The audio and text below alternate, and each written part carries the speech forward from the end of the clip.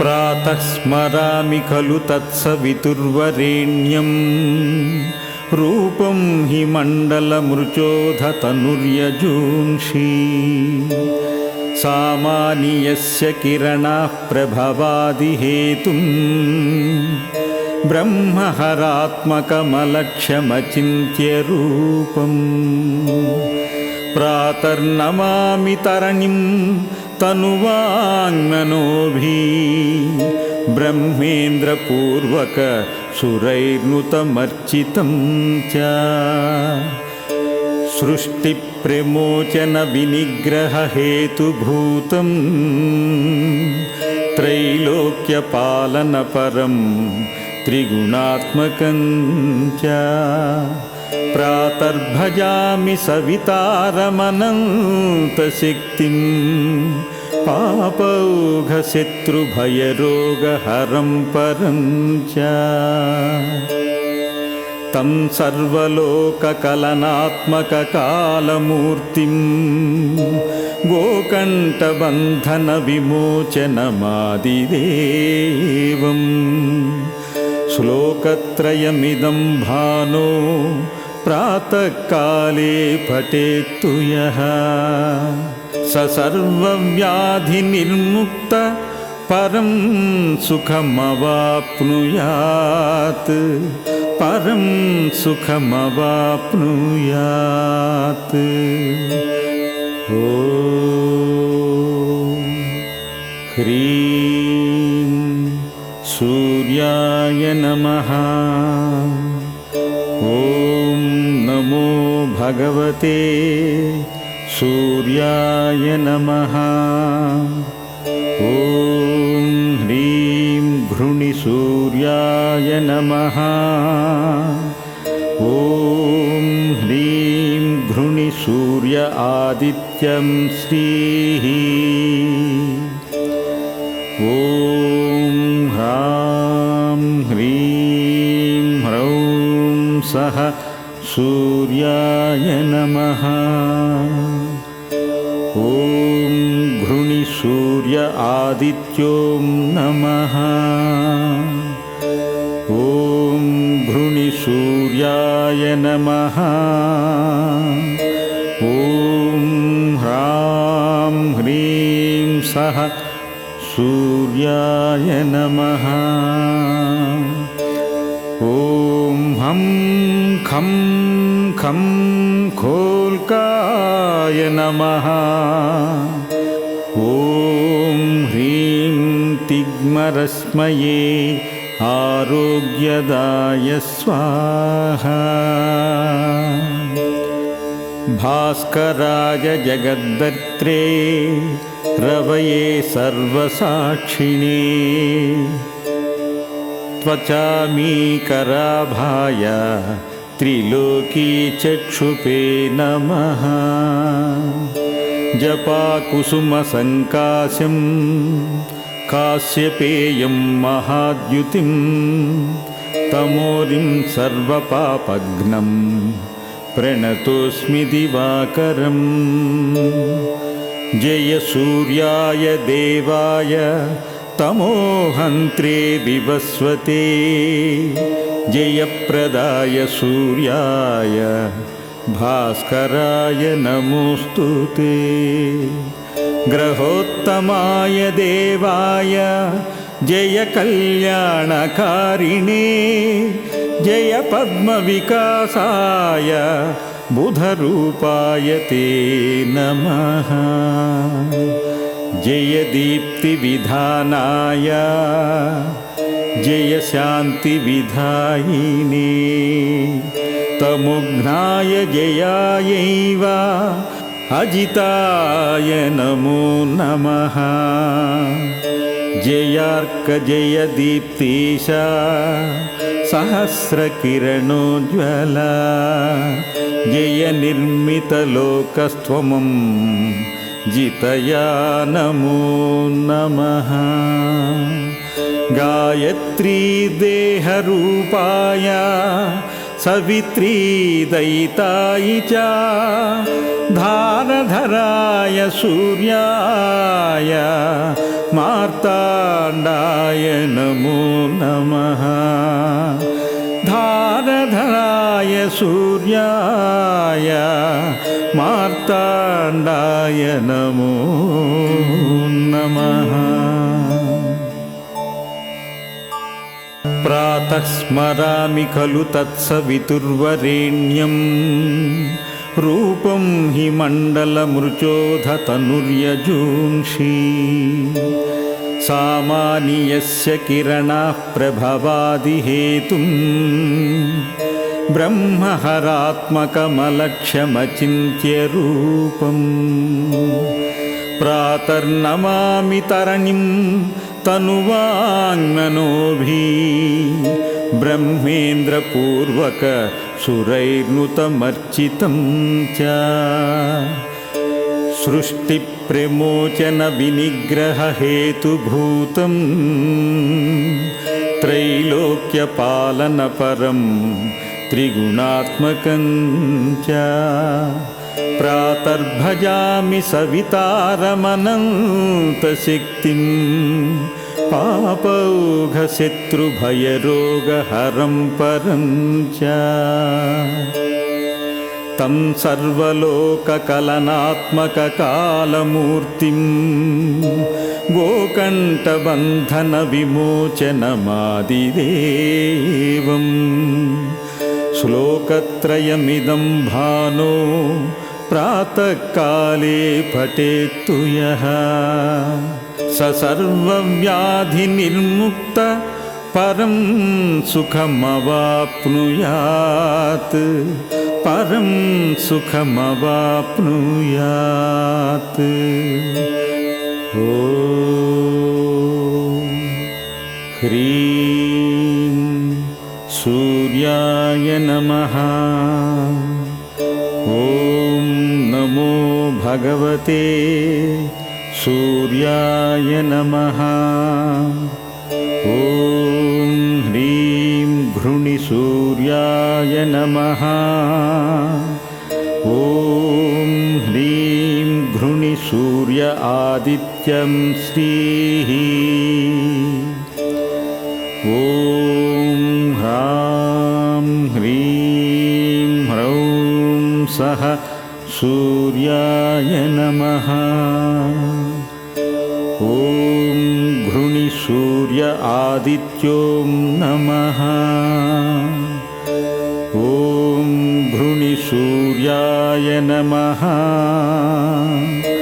ఓం హ్రాం హ్రీం సః సూర్యాయ నమః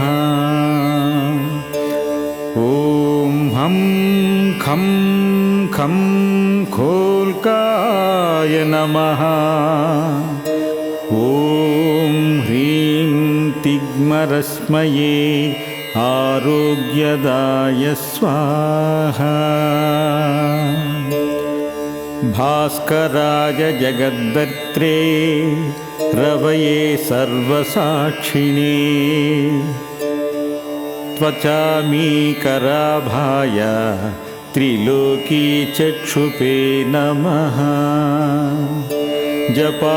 జపాకుసుమసంకాశం కాశ్యపేయం మహాద్యుతిం తమోరిం సర్వపాపఘ్నం ప్రణతోస్మి దివాకరం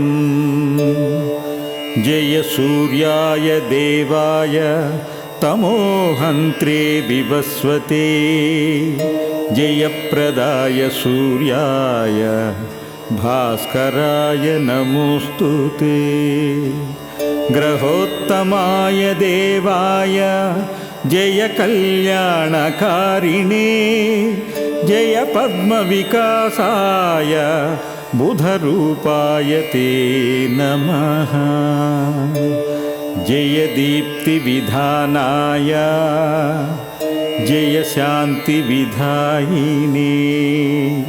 తముఘ్నాయ జయాయైవ అజితాయ నమో నమః జయార్క జయ దీప్తీశ సహస్రకిరణోజ్వల జయ నిర్మితలోకస్త్వమం जितया नमो नमः। गायत्री देहरूपाय सवित्री दयिताय च धारधराय सूर्याय मार्ताण्डाय नमो नमः। धारधराय सूर्याय मार्ताण्डाय नमो नमः। प्रातः स्मरामि खलु तत्सवितुर्वरेण्यं रूपं हि मण्डलमृचोधतनुर्यजूंषि सामान्यस्य किरणाः प्रभवादिहेतुं ब्रह्महरात्मकमलक्ष्यमचिन्त्यरूपम् प्रातर्नमामि तरणिं तनुवाङ्मनोभिः ब्रह्मेन्द्रपूर्वक सुरैर्नुतमर्चितं च सृष्टिप्रमोचनविनिग्रहहेतुभूतं त्रैलोक्यपालनपरं त्रिगुणात्मकं च प्रातर्भजामि सवितारमनन्तशक्तिं पापौघशत्रुभयरोगहरं परं च तं सर्वलोककलनात्मककालमूर्तिं गोकण्ठबन्धनविमोचनमादिदेवं श्लोकत्रयमिदं भानो प्रातःकाले पठेत्तु यः स सर्वव्याधिनिर्मुक्त परं सुखमवाप्नुयात् परं सुखमवाप्नुयात्। ॐ ह्रीं सूर्याय नमः। ॐ नमो भगवते सूर्याय नमः। ॐ ह्रीं घृणिसूर्याय नमः। ॐ ह्रीं घृणिसूर्य आदित्यं श्रीः। ॐ ह्रां ह्रीं ह्रौं सः सूर्याय नमः। ॐ घृणिसूर्य आदित्यो नमः। ॐ घृणिसूर्याय नमः। ॐ ह्रां ह्रीं सः सूर्याय नमः। ॐ हं खं खं खोल्काय नमः। ॐ ह्रीं तिग्मरश्मये आरोग्यदाय स्वाहा। भास्कराय जगद्धर्त्रे रवये सर्वसाक्षिणे त्वचामीकराभाय त्रिलोकीचक्षुपे नमः। जपाकुसुमसङ्काशं काश्यपेयं महाद्युतिं तमोरिं सर्वपापघ्नं प्रणतोऽस्मि दिवाकरम्। जय सूर्याय देवाय तमोहन्त्रे विवस्वते जयप्रदाय सूर्याय भास्कराय नमोऽस्तु ते। ग्रहोत्तमाय देवाय जय कल्याणकारिणे जय पद्मविकासाय बुधरूपाय ते नमः।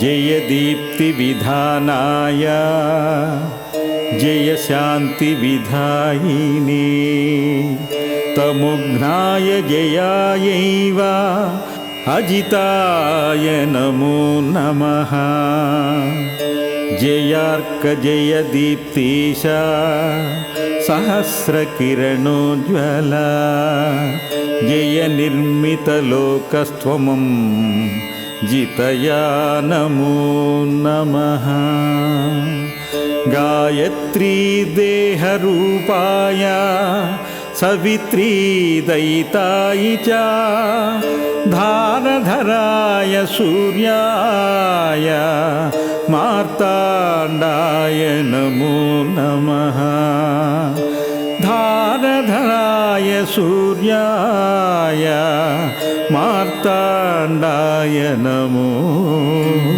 नमः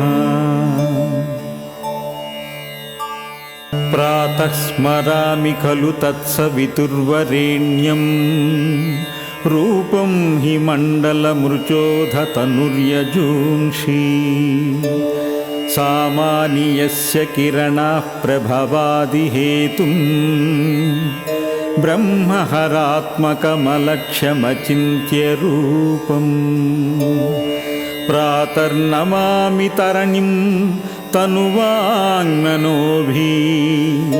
ब्रह्मेन्द्रपूर्वक सुरैर्नुतमर्चितं च सृष्टिप्रमोचनविनिग्रहहेतुभूतं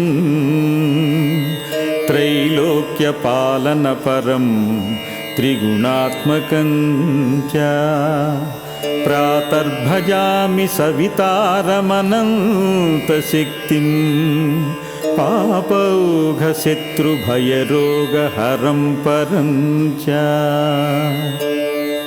तं सर्वलोककलनात्मककालमूर्तिं गोकण्ठबन्धनविमोचनमादिदेवं श्लोकत्रयमिदं भानो प्रातःकाले पठेत्तु यः स सर्वव्याधिनिर्मुक्त परं सुखमवाप्नुयात् परं सुखमवाप्नुयात् ॐ ह्रीं सूर्याय नमः ॐ नमो भगवते सूर्याय नमः ॐ ह्रीं भृणिसूर्याय नमः ॐ ह्रीं भृणिसूर्य आदित्यं श्रीः ॐ ह्रां ह्रीं ह्रौं सः सूर्याय नमः ॐ घृणिसूर्य आदित्यो नमः ॐ घृणिसूर्याय नमः ॐ ह्रां ह्रीं सः सूर्याय नमः ॐ हं खं खं खोल्काय नमः ॐ ह्रीं तिग्मरश्मये आरोग्यदाय स्वाहा भास्कराय जगद्दत्रे रवये सर्वसाक्षिणे त्वचामीकराभाय त्रिलोकीचक्षुपे नमः जपाकुसुमसङ्काशं काश्यपेयं महाद्युतिं तमोरिं सर्वपापघ्नं प्रणतोऽस्मि दिवाकरम् जय सूर्याय देवाय तमोहन्त्रे विवस्वते जयप्रदाय सूर्याय भास्कराय नमोऽस्तु ते ग्रहोत्तमाय देवाय जय कल्याणकारिणे जय पद्मविकासाय बुधरूपाय ते नमः। जय दीप्तिविधानाय जय शान्तिविधायिने तमुघ्नाय जयायैव अजिताय नमो नमः। जयार्क जय दीप्तीश सहस्रकिरणोज्ज्वला जय निर्मितलोकस्त्वमं जितया नमो नमः। गायत्री देहरूपाय सवित्री दयिताय च धारधराय सूर्याय मार्ताण्डाय नमो नमः।